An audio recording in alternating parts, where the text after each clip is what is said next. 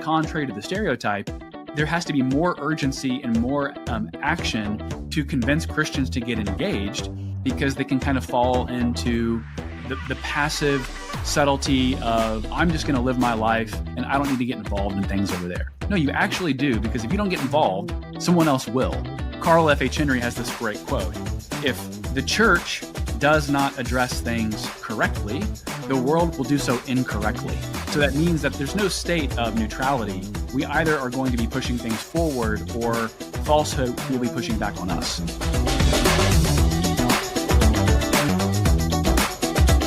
You're listening to Faith in Action. I'm your host, Matthew Nowlin. And I'm Shawn Graham.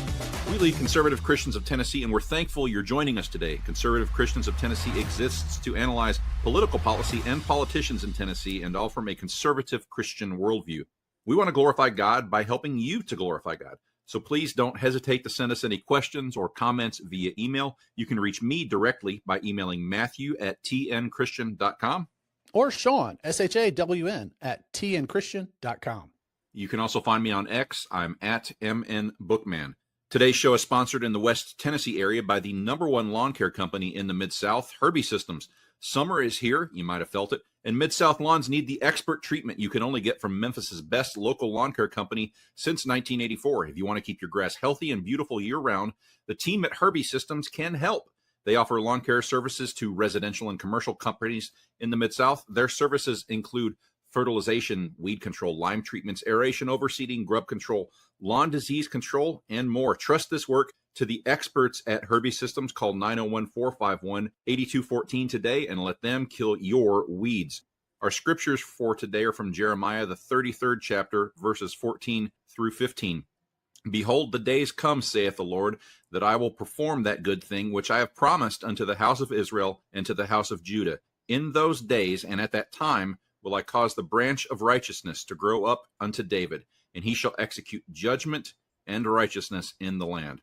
In the salad days of President Ronald Reagan, a conversation about personal responsibility would often end up talking about welfare or other government assistance programs. It was around that time that our American culture began to look at welfare with much more disdain. Before the 80s, to be on welfare or to take a handout was seen as unmanly or even wicked and slothful. Fast forward just a couple of decades, and our cultural views on personal responsibility have now come to mean that there are no handouts that are not acceptable, and there is no dependence on the government that is not welcome or unwanted. Listeners, you may remember that we ran many hours of programming on that principle as the debate over so-called school choice raged in Tennessee. We eventually lost that battle, but we continue to stand on the principle that families are the ones that are able to choose what is the best path for their child's education.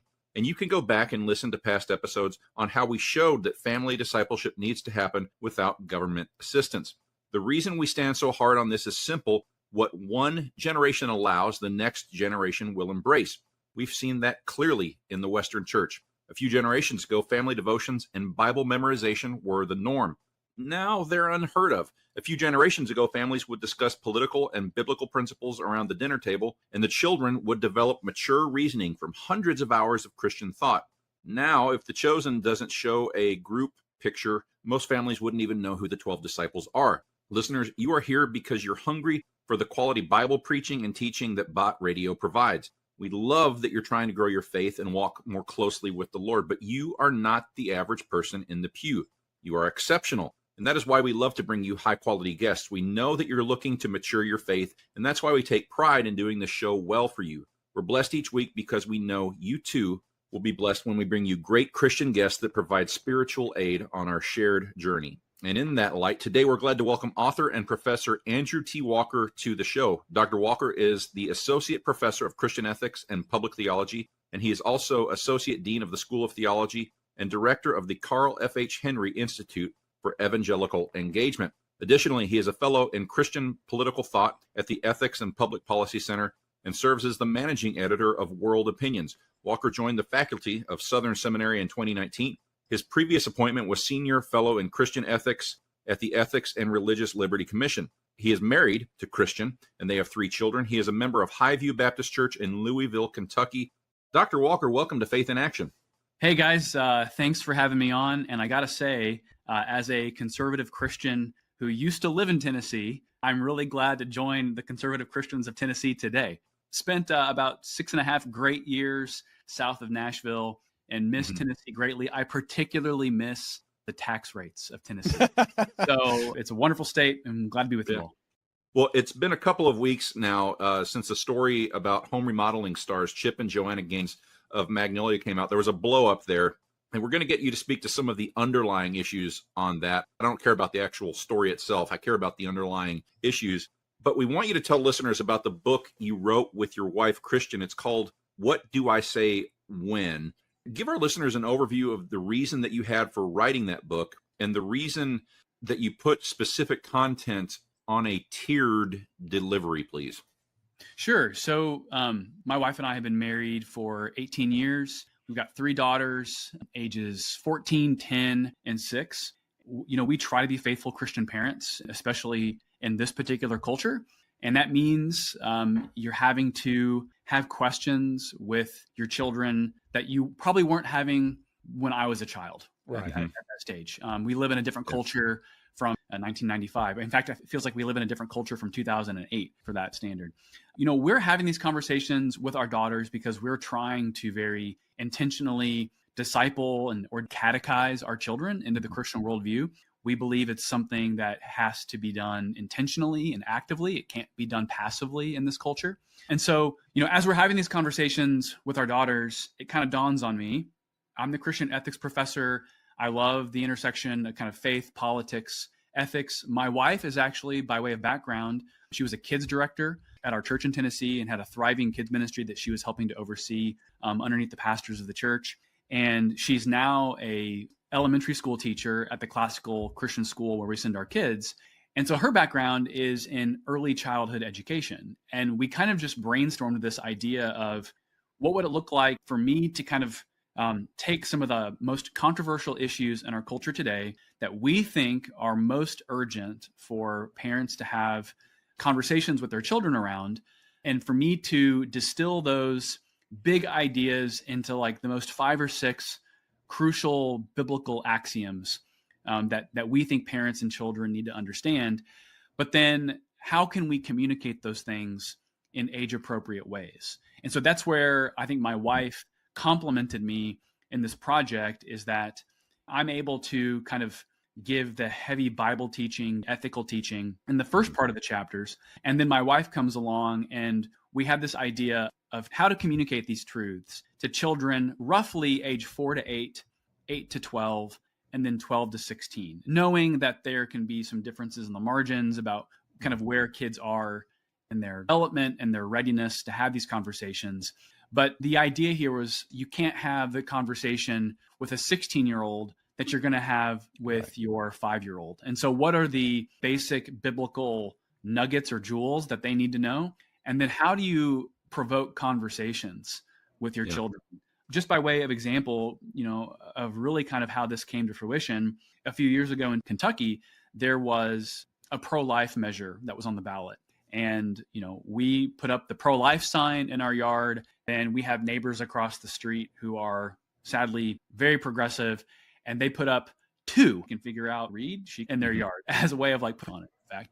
And so, our middle child at the time, she could read, she can figure like what's this pro-choice type of language. And that led to a conversation where we had, I guess it was our 6 or 7-year-old at the time. There are people who believe that babies inside the wombs of mothers can be killed. Yeah. And we think that that is absolutely wrong as Christians. And so we've got to figure out, how do we convince others who disagree with us that we do disagree with them, but we also love them and we want them to see the truth. But then it also provided an opportunity for us to actually reaffirm these biblical principles with our daughter, to say, Catherine, we want you to know through this big cultural debate, you were always loved in your mother's womb. You were always welcomed and received. And this was never something that we thought would be an option. And so your life is a given. And we want the attitude that we had towards you to be the attitude that all parents have towards their children in the world. Amen. That is a conversation that's so interesting, because you can talk to your child about that, but in training your child to talk to other people on this, it's such an offensive topic.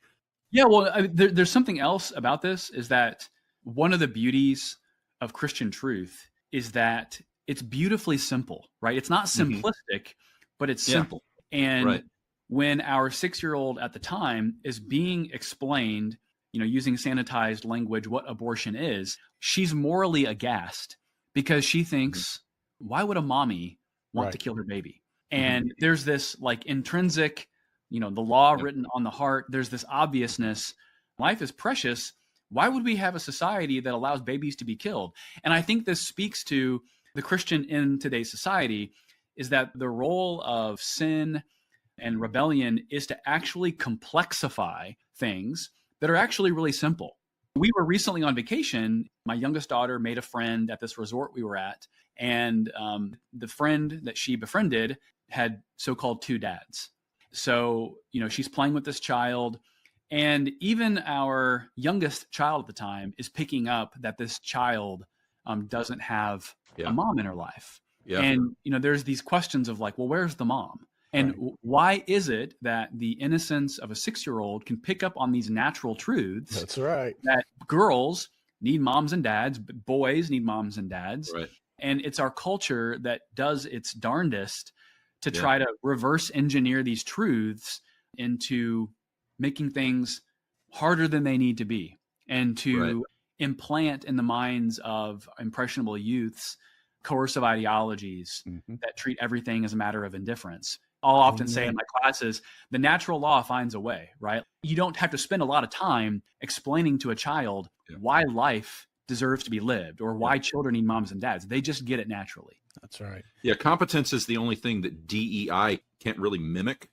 I heard somebody say the other day, competence, of course, in relationships like this, is the only reproductive competence to be found is when you combine a man and a woman. That's just evident. Natural law, as you said, finds a way. So I like that phrase very much.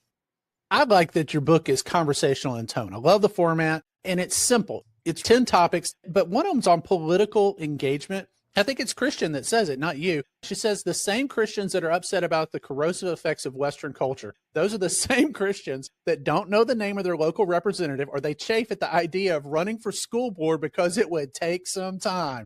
You expound off of that about how politics and government structure, they're biblical. And you list verses, and you're really going through that. You're clearly telling the church that you got to know your stuff if you're going to engage on these topics. Absolutely. I got my start professionally right out of seminary working for a family-based public policy organization in Kentucky. And it taught me that you can do a whole lot more to affect like your local government or your state at the local level more than you can at the federal level. Amen. And because of like the news cycle that we live in, we immediately want to federalize everything. And obviously like federal level issues, obviously important, but I think that there's this kind of like inverse relationship that the further off something is, the more angry we get, and the more local something is, the more distant we seem from it. And I've never thought of it that way, but like Louisville, where I live, is disproportionately very progressive and very blue. But that raises the question, well, then what do you do about that? You can complain about it all that you want, or you can do the things that are inconvenient, that take time and potentially money, which is to run for office. Right. And I think this gets back to one of my principles that I've kind of observed, that most Christians just want to be left alone to live their lives.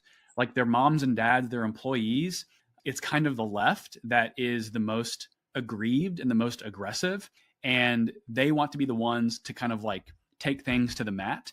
And one of the things I want Christians to learn about when it comes to culture and government is that the side that wants to be left alone the most is the side that is going to lose.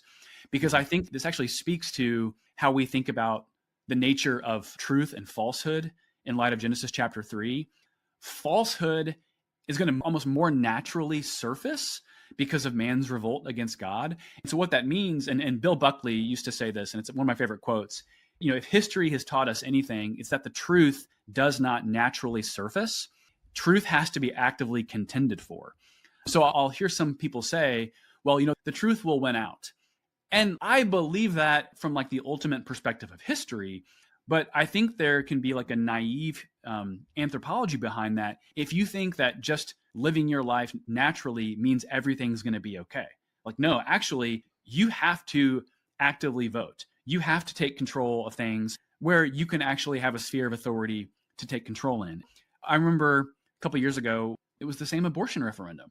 I was giving a talk at the Kentucky Baptist Pastors Conference, and I asked the question, how many of us in this room potentially just didn't vote? I'm not talking didn't vote in the referendum. How many of us as pastors or leaders just didn't take the time to go to the polls? How many people in our congregations didn't vote?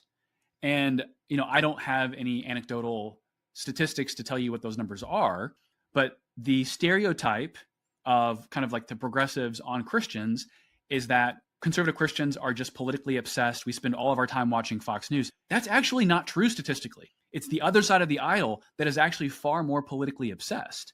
And so I actually feel like, contrary to the stereotype, there has to be more urgency and more action to convince Christians to get engaged, because they can kind of fall into the passive subtlety of, I'm just going to live my life and I don't need to get involved in things over there. No, you actually do, because if you don't get involved, someone else will. Yeah. Carl F. H. Henry has this great quote: if the church does not address things correctly, the world will do so incorrectly. So that means that there's no state of neutrality. We either are going to be pushing things forward, or falsehood will be pushing back on us. Yeah. Listeners, we're talking with Dr. Andrew Walker about the book he wrote with his wife, What Do I Say When? It's not a large volume. It's an easy read, well organized, but you have to buy this book today if for no other reason than the resources he provides, the scripture proofs he includes for each topic. They're solid. The list of resources he gives for you to use to build your knowledge base and stay informed is worth the price of the book. In the concluding chapters, they have a list of many of the people that we tell you about each week, friends of the show. Is the number of resources different, the quality different than it was, say, even 10 years ago? That's a good question. My immediate answer would be yes. And the number of resources that I would trust would be fewer in number than 10 years ago. I think over the last 10 to 15 years, there's been some divides, some inflection points in evangelicalism, where we've seen a lot of otherwise mainstream institutions, I think, kind of fail to read the times adequately. And maybe themselves aren't doctrinally or ethically liberal or progressive per se, but it's that they've failed to recalibrate to the cultural moment. I don't want to name them right now, but there are institutions that I can't say are innately and intrinsically bad or holding to the wrong convictions. It's that they've taken a posture of, well, we would rather just not have to weigh in on those issues. Let's just kind of put our moral blinders on and pretend the world is 2005 rather than 2025. And so for me, the future of the church, the future of nonprofit organizations will have to be more confessional than less confessional, that we don't have the luxury to be indifferent. So do you believe that life is intrinsically valuable? Do you believe male and female are immutable categories? What do you believe the nature of marriage and family are? These are not matters, in my opinion, that Christians can disagree on whatsoever. We have to be utterly united on these issues, because these are issues that are matters of biblical fidelity, but they're also matters that are creation order principles, that if we get these principles wrong, we're not just disobeying scripture, we're actually sowing the destruction of the culture that we live in, which actually kind of gets into why I think the Chip and Joanna Gaines situation is so problematic. We can't fall back on this mistaken understanding of pluralism and just think, well, some people live this way, other people live that way. That's obviously true, but how some people live or how some people arrange their families are not equal to what we believe the nature of marriage and family is as Christians. That's right. And so I'm willing to acknowledge people may disagree with me, but disagreement with me does not mean that I treat your perspective with equal footing as mine, because these are not apples to apples comparisons. They're apples to oranges. Your book is clearly a great discipleship tool. Thank you for writing it. We tip our hats to you for seeing this need for families and everyone in the church. And I love, again, your multi-format presentation here. In many ways, our families are the last remnants of the single room schoolhouse, and presenting the same material at different levels presents such a good opportunity for parents to teach. Of course, we've said for a long time that parents need to be delving into catechisms, and they're such useful tools because in many instances, the parents will be learning just ahead of the kids because they were never taught. We had Megan Basham on to talk about this a few weeks, and we said, what can families do to make sure they're ready to face these controversial areas? You say in your book, it's no secret, it's up to you to disciple your children. Are you trying to catechize Baptists, Dr. Walker? Well, as a devout Baptist, and particularly in the last couple of weeks, and even more devout Baptist, we go to our Baptist church. We are trying to catechize in the Baptist direction. But more than just being Baptist in this situation, my clarion call for this book is not complex. It's simply this: you will disciple and catechize your children, or else the world will do it for you. That's right. With great efficiency, with great effectiveness. Yes. And I do want to somewhat take the burden off of parents. And that's one of the reasons we wrote this book. We're not expecting every parent to be a biblical scholar. But in this culture, if you're going to parent your children, you have to be somewhat of a student of culture than you would have been 25 years ago. Correct. Yeah. And so I do think this means that Christian parents have to be more intentional. Now, here's the good news in all of this. At least in my orbit, I feel like Christian parents are more alert and more awakened to the culture than in previous generations. And I don't mean that to like criticize my parents' generation per se.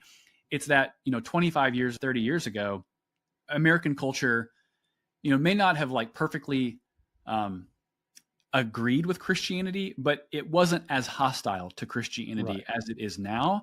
So that means to be Christian in this culture requires more intentional cultivation of the biblical worldview. The other thing I say in the book, and this is really important, is if your child comes to you with a question and you don't know the answer, I would rather you say, you know what, I don't know the answer to that right now. Let me do some study and we'll come back and have this question. Because I think the worst thing you could do is to give your child the wrong answer. Yes. And I think we need the permission slip to know that we're not omniscient. I'm a Christian ethics professor. I know a lot of issues pertaining to Christian ethics, but even I don't know everything. So one of the things I'm diligent about saying is if I don't know the answer to something, or this is bleeding into an area that I'm not an expert in, I'm going to tell you I'm not an expert in that area. And that's okay. But if you're a parent, you do need to take that area of ignorance that you're admitting to and do what you can to inform yourself so that you can inform your children. That is so good. Dr. Walker, you did a fantastic job at this year's SBC convention in Dallas. I want to thank you for leading the resolutions committee with principle and biblical clarity. You had a tone that you set that was wonderful. I just want to pick your brain. We've got leadership issues going on with Lifeway, the RLC, all this kind of stuff going on. What do you see as the major issue going into Orlando? Yeah, Orlando 2026, we'll have a presidential election in Orlando. We don't have any declared candidates at this point. We've just had like a multi-year debate over what was called the law amendment. I was a fervent supporter of that.